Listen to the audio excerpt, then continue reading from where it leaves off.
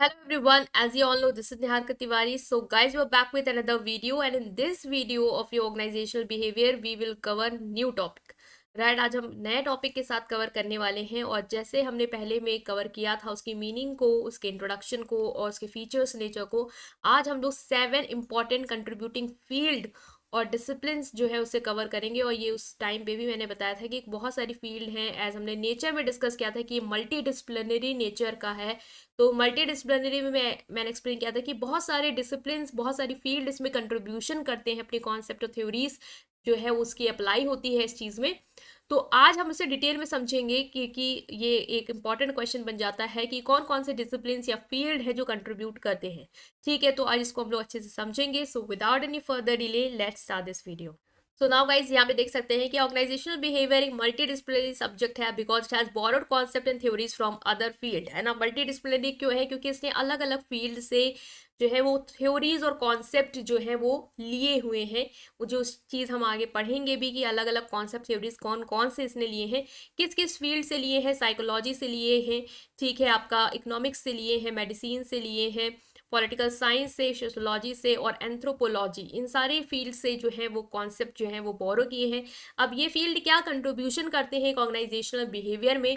Organisational behaviour को हमने समझा कि जो भी आपके ऑर्गेनाइजेशन में लोग हैं जो काम कर रहे हैं वो कैसे बिहेव करते हैं एक ऑर्गेनाइजेशन में, जिससे कि उनके बिहेवियर के थ्रू हमारे ऑर्गेनाइजेशन की परफॉर्मेंस में इफेक्ट होता है। क्या हमें उसे स्टडी करते हैं, कैसे हम उसको समझते हैं, वो पूरा कॉन्सेप्ट है आपका ऑर्गेनाइजेशनल बिहेवियर का। राइट, सो आज हम एक एक फील्ड को समझेंगे कि कैसे ये कंट्रीब्यूशन जो है वो ऑर्गेनाइजेशन बिहेवियर में करते हैं, एक ऑर्गेनाइजेशन को हेल्प करते हैं कि वो अपने लोगों को अंडरस्टैंड कर पाए। राइट, सो देखते हैं। सो सबसे पहले जो फील्ड है वो है आपकी साइकोलॉजी। साइकोलॉजी बेसिकली क्या है कि साइकी साइकी जो है वो ग्रीक वर्ड से है, मीन्स सोल और हार्ट। ठीक है, ये जो पहले जो डेफिनेशंस की कंसिडर की जाती थी वो यही की जाती थी कि लोगों के हार्ट को और सोल की स्टडी ही क्या है, आपकी साइकोलॉजी है। बेसिकली साइकोलॉजी आपकी जो डील करती है वो ये बताता है आपका साइकोलॉजी को अगर हम हिंदी में देखें तो मनोविज्ञान। मनो मतलब मन के जो भी आपकी चीज़ें हैं उसकी जब आप साइंटिफिक स्टडी करते हो, लाइक आप कैसे सोचते हो, क्या सोचते हो, ये सारी चीज़ें आपकी साइकोलॉजी बताती है। और अगर आप एक ऑर्गेनाइजेशन के लोगों के बारे में जानना चाहते हो तो आपको ये ज़रूर समझना होगा कि उनका माइंड कैसे वर्क करता है, वो कैसे चीज़ों को लेते हैं, उन्हें कैसे समझ में आता है, वो क्या सोचते हैं, किस पॉइंट पे उनको कैसे इंटरेक्शन के बारे में उनको लगता है कि हमें ये करना चाहिए, है ना। उनके पूरे मेंटल जो भी चीज़ें हैं उनको हम लोग समझते हैं इसमें। तो ये चीज़ हमें साइकोलॉजी ने ये कॉन्सेप्ट दिया है यहाँ पे। Organisation behaviour in the scientific field that studies human behaviour which focus on individual psychology. Individual psychology पे आपका ऑर्गेनाइजेशनल बिहेवियर जो है वो फोकस करता है ताकि हम समझ पाएँ कि हमारे जो ऑर्गेनाइजेशन के लोग हैं वो किस तरीके से सोचते हैं, वो किस तरीके से अपने माइंड को यूज़ करते हैं, किस तरीके से उनका देखने का या सोचने का तरीका है। ठीक है, इसमें बहुत सारे कॉन्सेप्ट जो हैं वो आपकी ऑर्गेनाइज साइकोलॉजी ने दिए हैं, जैसे कि मोटिवेशन। अब मोटिवेशन जो है वो इंसान को मोटिवेट करता है और वो मोटिवेशन के थ्रू समझ पाता है कि उसे कैसे अपने इम्प्रूवमेंट जो है वो लाना है। लर्निंग लर्निंग भी एक आपका मेंटल लेवल का ही टास्क है कि आप कैसे चीज़ों को सीखते हैं अपने दिमाग को यूज़ कर से। परसेप्शन मतलब कैसे चीज़ों को परसीव करते हैं, कैसे उसके बारे में अपनी चीज़ें, अपनी जो भी धारणा है वो बनाते हैं। पर्सनैलिटी भी आपका एक साइकोलॉजी का पार्ट है। तो ये सारे कॉन्सेप्ट जो है जो हम यूज़ करते हैं एक ऑर्गेनाइजेशन में लोगों को समझने के लिए, ये सारे टॉपिक, ये सारे कॉन्सेप्ट आपकी साइकोलॉजी वाली जो फील्ड है वो कंट्रीब्यूट करती है आपके ऑर्गेनाइजेशनल बिहेवियर में, ताकि हम समझ पाएँ कि हमारे यहाँ जो लोग काम कर रहे हैं वो किस तरीके से अपनी चीज़ों को सोचते हैं, समझते हैं, वर्क करते हैं, कैसे उन्हें मोटिवेशन मिलता है, कैसे वो सीखना चाहते हैं, कैसे वो लोगों को समझते हैं, उनका परसेप्शन बनाते हैं, ओवरऑल थॉट प्रोसेस क्या है। तो ये सारी चीज़ें आपकी फील्ड जो है वो साइकोलॉजी हमें देती है एक ऑर्गेनाइजेशनल बिहेवियर को पढ़ने के लिए। ठीक है, तो ये हमने यहाँ पे देखा आपका पहला फील्ड साइकोलॉजी। नेक्स्ट आता है आपका सोशलॉजी। सोशलॉजी मतलब क्या है? जो बेसिकली आपकी सोशल चीज़ों से रिलेटेड है। मतलब कि यहाँ पे हम ये समझते हैं सोशलॉजी में कि जो भी आपकी सोसाइटी है, जो आप लोगों के साथ इंटरेक्शन कर रहे हैं वो आपका कैसा है। ठीक है, द स्टडी ऑफ सोसाइटी और पैटर्न ऑफ सोशल इंटरेक्शन, कि आप कैसे लोगों से इंटरेक्ट करते हैं, क्योंकि आपको पता है ऑर्गेनाइजेशन में एक इंडिविजुअल अकेले काम नहीं कर रहा होता है, बहुत सारे लोग हैं जो काम कर रहे होते हैं। तो सोशोलॉजी वाली फील्ड ऑर्गेनाइजेशनल बिहेवियर को कुछ कॉन्सेप्ट देती है जो उसको हेल्प करते हैं ये समझने के लिए कि एक एम्प्लॉय अपने लोगों के साथ कैसे इंटरेक्ट करता है, कैसे हम उसकी जो सोशल नीड है उसको सेटिस्फाई कर सकते हैं, कैसा हमें अपने वर्किंग कल्चर को बनाना है ताकि जो लोग हैं उन्हें इतने चांसेस दिए जाएं कि वो लोगों के साथ इंटरेक्ट कर पाएं, और इंटरेक्शन के साथ ही साथ अपने जो ऑब्जेक्टिव हैं वो एक दूसरे के साथ एक दूसरे को हेल्प करते हुए अचीव कर पाएं। तो ये बेसिकली हमारा सोशलॉजी जो है वो हमें हेल्प करता है, उसकी स्टडी जो है वो हमें हेल्प करती है ऑर्गेनाइजेशनल बिहेवियर को समझने के लिए। तो ये हमने यहाँ पे समझा कि सोशलॉजी का क्या कंट्रीब्यूशन है, किस तरीके से ये हमें यहाँ पे हेल्प करेगी। तो नाउ गाइस अब हम एंथ्रोपोलॉजी जो है वो से समझेंगे। तो एंथ्रोपोलॉजी बेसिकली क्या होता है, ये भी आपकी एक फील्ड है जो कंट्रीब्यूट करती है ऑर्गेनाइजेशनल बिहेवियर में। ठीक है, ऑर्गेनाइजेशन को हेल्प करती है उसके स्टडी करने में, उसके लोगों के बिहेवियर को। इस फील्ड से भी कुछ कॉन्सेप्ट लिए गए हैं। अब क्या ये फील्ड है बेसिकली समझेंगे। एंथ्रोपोलॉजी क्या होता है, ये अंडरस्टैंड करता है लोगों को। ये हमें इसका गोल होता है कि लोगों को बेटर तरीके से अंडरस्टैंड करना। बिहेवियर मतलब इसमें हम लोग क्या स्टडी करते हैं, ह्यूमन को स्टडी करते हैं। बेसिकली हम ह्यूमन के स्टडी को ही एंथ्रोपोलॉजी कहते हैं, कि कैसे ह्यूमन जो है वो इवॉल्व हुए हैं, कैसे उनका डेवलपमेंट होता है, क्या क्या स्टेजेस हैं। ये सारी एक चीज़ें जो है वो एंथ्रोपोलॉजी वाली फील्ड में इस के अंदर जो है वो हम लोग स्टडी करते हैं। तो ये फील्ड जो है वो हमें हेल्प करती है कि हम लोगों को समझ पाए। बेसिकली यहाँ पे हम ये भी फोकस करते हैं कि जो इन्वायरमेंट है जिसके साथ लोग इंटरेक्ट करते हैं उसको भी हम यहाँ पे स्टडी करते हैं। तो एंथ्रोपोलॉजी बेसिकली ह्यूमंस की स्टडी करता है, और ये भी स्टडी करता है कि ह्यूमंस जो है वो जिस इन्वायरमेंट में रहते हैं, लाइक एक ह्यूमन है यहाँ पे, अगर हम ऑर्गेनाइजेशनल बिहेवियर में देखें कि लोग हैं, तो लोग जिस इन्वायरमेंट में रहते हैं, मतलब जिस ऑर्गेनाइजेशन में वर्क कर रहे हैं, उनके साथ उनका क्या इंटरेक्शन है, उसको अंडरस्टैंड करने में ये हमें एंथ्रोपोलॉजी वाली फील्ड हेल्प करती है। और ये फील्ड हमारा बहुत अच्छा एक कंट्रीब्यूशन करती है ऑर्गेनाइजेशनल बिहेवियर को, क्योंकि अगर हम ये समझ पाए कि लोगों के बारे में, तो जैसे हमने साइकोलॉजी के थ्रू समझ लिया, वो सोशली कैसे ट्राई करते हैं वो हमें सोशोलॉजी के थ्रू समझ लिया। एंथ्रोपोलॉजी हमें हेल्प करती है कि बेसिकली इन्वायरमेंट के साथ कैसे वो एडजस्ट करते हैं, क्योंकि सिर्फ लोगों के साथ ही आपको इंटरेक्ट नहीं करना है, वहाँ के टेक्नोलॉजी के साथ भी आपको वर्क करना है, इंटरेक्ट करना है, वहाँ के रिसोर्सेज के साथ भी आपको अपना एक अच्छा मतलब एक अच्छा एडजस्टमेंट लाना है। ठीक है, तो इन सारी चीज़ों के थ्रू कैसे आप इंटरेक्शन कर रहे हो, और वहाँ का जो एक्सटर्नल इन्वायरमेंट है उसके साथ आप कैसे इंटरेक्ट कर रहे हो, ये बेसिकली आपका हेल्प करता है एंथ्रोपोलॉजी। ठीक है, तो it is the goal of anthropology is better to understand people and their behaviour by studying communities. यहाँ पे हम लोग कम्युनिटीज़ को स्टडी करते हैं, इन्वायरमेंट को स्टडी करते हैं, ताकि हम समझ पाएँ कि लोग कैसे बिहेव करेंगे।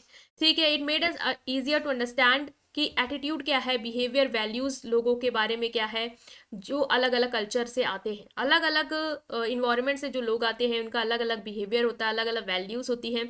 बेसिकली अगर आप किसी अलग सोसाइटी से आते हो और आपका उस सोसाइटी को स्टडी करो एंथ्रोपोलॉजी के अंदर, तो आप ये समझ पाओगे कि उस सोसाइटी में रहने वाले लोगों का बिहेवियर क्या है, उनकी वैल्यूज़ क्या है, उनका कल्चर क्या है। क्योंकि आपको एंथ्रोपोलॉजी कल्चर स्टडी में भी हेल्प करती है कि आप किसी भी सोसाइटी या किसी भी लोकेलिटी या कम्युनिटी के कल्चर को समझ पाओ। और अगर आप किसी के कल्चर को समझ पाते हो तो आपको पता होता है कि वहाँ के जो लोग आ रहे हैं उनकी क्या वैल्यूज़ हैं, क्या उनका बिहेवियर पैटर्न होगा, और उसी के अकॉर्डिंग आप अपनी चीज़ों को मोल्ड करते हो ताकि आप वहाँ के लोगों को सेटिस्फाई कर पाओ, ताकि आप उनको समझ पाओ और उनको वही चीज़ें दे पाओ, वही वैल्यूज़ उनकी प्रमोट कर पाओ जो वो चाहते हैं।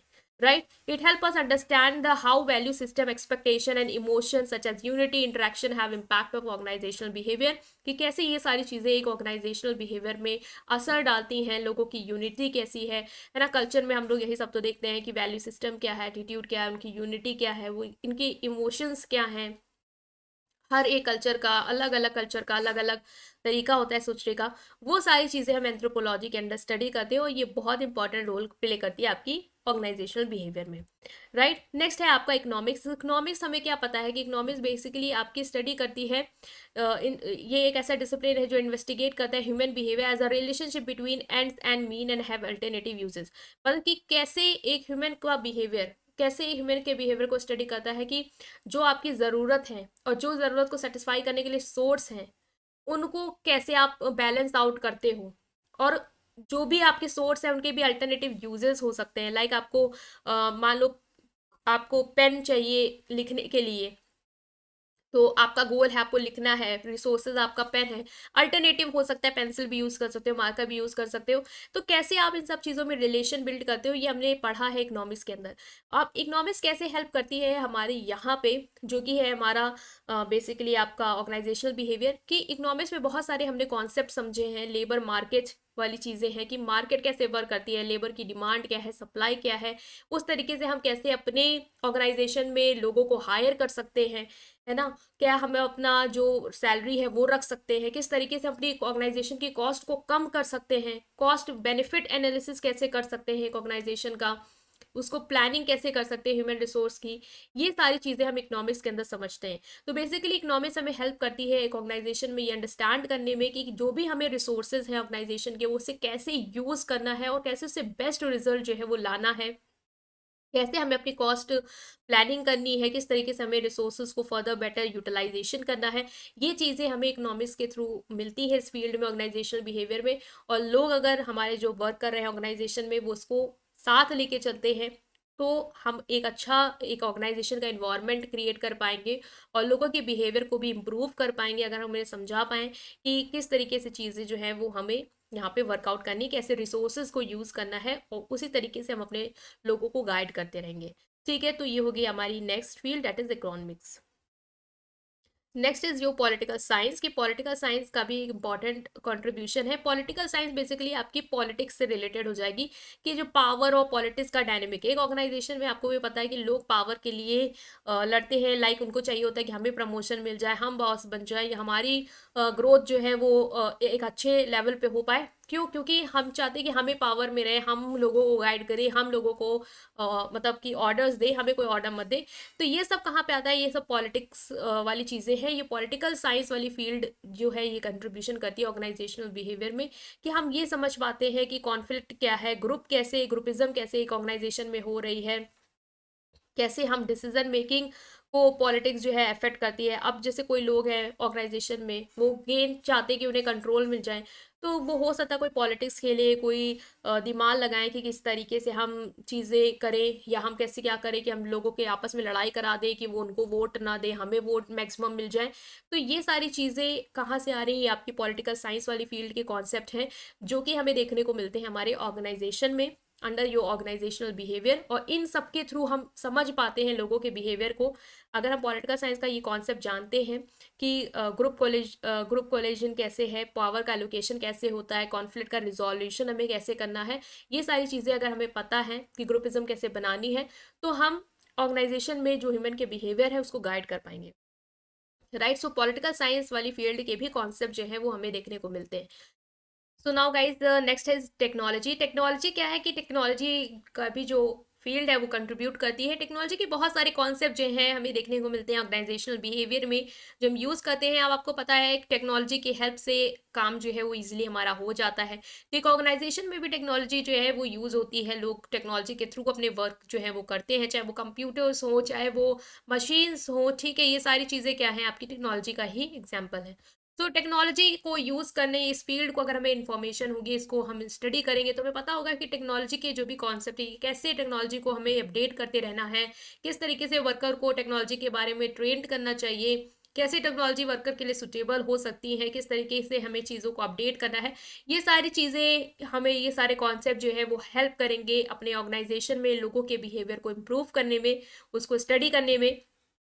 तो ये हो गया कि जो भी आपका टेक्नोलॉजी है उसको अंडरस्टैंड करना या उसका डेवलपमेंट करना बहुत ही इंपॉर्टेंट है ऑर्गेनाइजेशनल बिहेवियर के लिए, समझने के लिए, क्योंकि वो इंडिविजुअल पे असर डालता है। अगर आप टेक्नोलॉजी का डेवलपमेंट करते हो तो आपके जो इंडिविजुअल जो भी लोग हैं वर्क में जो काम कर रहे हैं, वो उनकी परफॉर्मेंस को इम्प्रूव करेगा, वो सेटिस्फाइड रहेंगे, वो अच्छे से बिहेव करेंगे।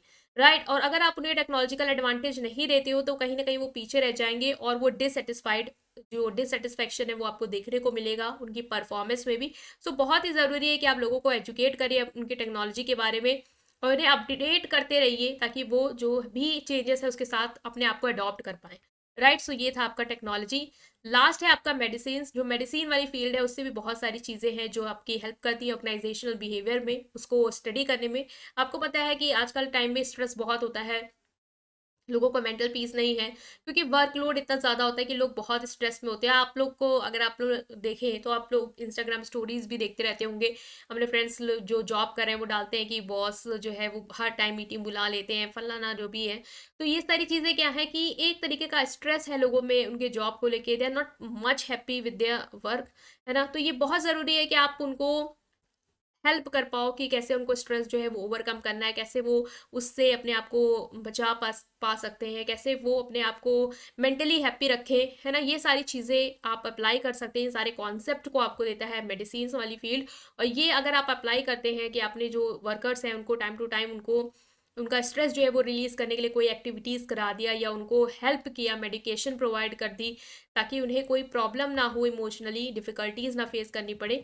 तो ये सारी चीज़ें आपकी मेडिकल वाली फील्ड जो है वो लाते हैं कॉन्सेप्ट, और ये आपको हेल्प करते हैं कि आप अपने ऑर्गेनाइजेशन में जो भी इंडिविजुअल है उनके एक्सपीरियंस को, उनकी परफॉर्मेंस को इम्प्रूव कर पाओ।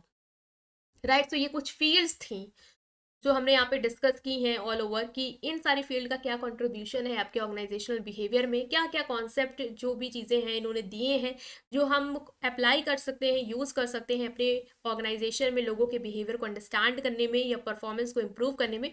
तो ये हमने यहाँ पे डिटेल में डिस्कस किया है। आई होप कि आपको समझ में आया। स्टिल कोई भी डाउट है आप इसे कमेंट सेक्शन में पूछ सकते हैं, राइट। और वीडियो पसंद आई है तो उसको लाइक करेंगे, अपने फ्रेंड के साथ शेयर करेंगे। Thank you.